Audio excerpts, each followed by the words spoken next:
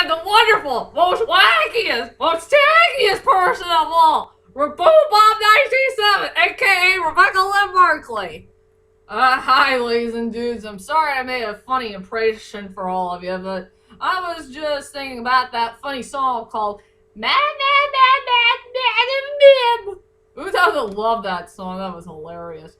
Oh yeah. Anyway, ladies and dudes, hi once again. This is Rebecca Lynn Barkley, aka Boobop 1987. This is my review for today, and today's review, ladies and dudes, it's time once again for another movie review. And I promise I will do Pokemon 3 the movie, but I'm not sure when will I do it. Just like I promised to all of you, I will do my third-person movie review, but I haven't seen the movie yet. But I will do it very soon in the future. But this time I decided to do another Disney film that I haven't seen for a long time, and it will always be a part of my childhood. For one of the another good Disney classic of all time. So for my next movie review is The Sword and the Stone. And I will say this movie is still pretty good even to this day, and I did watch this yesterday, and I did watch it again on a Thursday, but that was last week. So anyway, without further ado, ladies and dudes, here is my 54th movie review of The Sword and the Stone.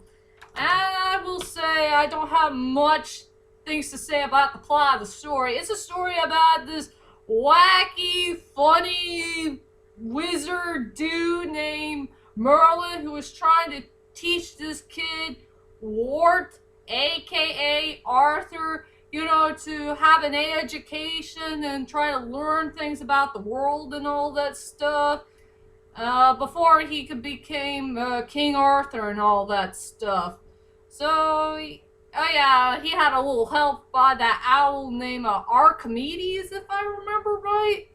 Yeah, that funny looking owl who could talk. So yeah, that's my whole entire plot of The Sword and the Stone, and I will just put a little bit about it. So anyway, ladies and dudes, for I guess everybody wants to know is, what the heck do I think about this movie? To tell you the truth, ladies and dudes, I think this is a very darn good movie, even to this day, and it's still one of the best Disney classical films of all time. As you know me, I fell in love with hand-drawn animation, and I still miss hand-drawn animation films even to this day. I will say The Sword and the Stone has a very interesting storyline, has good characters, has a great score, has great songs, has fantastic animation. It's a very well detailed movie. Maybe I should remember that. It was a pretty well detailed movie. I'll go ahead and tell you about my strongest points and the weakest points of The Sword and the Stone. I will say that my strongest points for The Sword and the Stone is a tie. Just a tie between the two best memorable characters in the whole entire movie and my most favorite song of all, Bad, Bad, Bad, Bad, Mim. First, I will tell you about the characters. The two best memorable characters in the whole entire movie is Merlin and Madame Mim. The two one of the most greatest wizards of all time. One who is good, and I will say for Madame Mim, she's just a funny looking character. She's not really a villain, but I know she is a villain, but she is definitely a really cool character. I really love their magic, I really love their personalities and attitudes, and they're both funny in so many ways. They're very darn entertaining. I do like the wizard duel, that was so darn funny. So yeah, I will say my first strongest point has to go to the two memorable characters, Madame Mim and Merlin. And as for the second strongest point of the movie is definitely the song, Mad, Mad, Mad, Mad, Madame Mim! I love that song! I will say, I think there were 5 songs, if I remember right, in this movie. There was a Hockety Pocky and When the World Goes Round. I forgot what's the name of the song, and the other song that features the squirrel. I will say that Mad Mim is definitely my most favorite song in the whole entire movie. It was very fun, very entertaining. It has fantastic lyrics, and this is I believe, to tell you the truth, this is the first villain song that was sang by a villain, if I remember right. Yeah, I will say Mad Mim is definitely the first villain song that we ever heard in movie history, but it's really sang by a villain. After all, it was pretty darn catchy. It was a very fun song to listen to, and I love all the funny things that happened with that silly old, wonderful, marvelous, Mad I win! Oh yeah, Mad Mim is such a fun character. I love her. So yeah, I will say the strongest points for this movie is the two memorable characters, Merlin and Madam Mim, and that song. Mad Mim! Woohoo! I win! Oh yeah, and as for the weakest points for the movie, it's 0. I have no weak points at all for this movie. It is a pretty darn good film in so many ways. So anyway, ladies and dudes, let's go on to the characters of the movie. The first character I want to mention is Madam Mim. Now this character is so much fun to watch. I mean, she is definitely one of my most favorite characters in a Disney movie. She's very fun, she's entertaining, I love her personality and attitude, even her song, the wonderful, marvelous, Madam Mim! Woohoo! I win! Oh, she's just a fun character to watch. She just blew my mind. I just love her personality, her attitude. I love her magic. She's very funny and entertaining. And this is the type of villains I fell in love with. I love funny and entertaining villains. Funny villains always gives me a laugh, and they always laugh my head off every time I watch them in one of the films. So yeah, I love Madam Mim. She's very entertaining, very fun. She's just an awesome character. Hands down.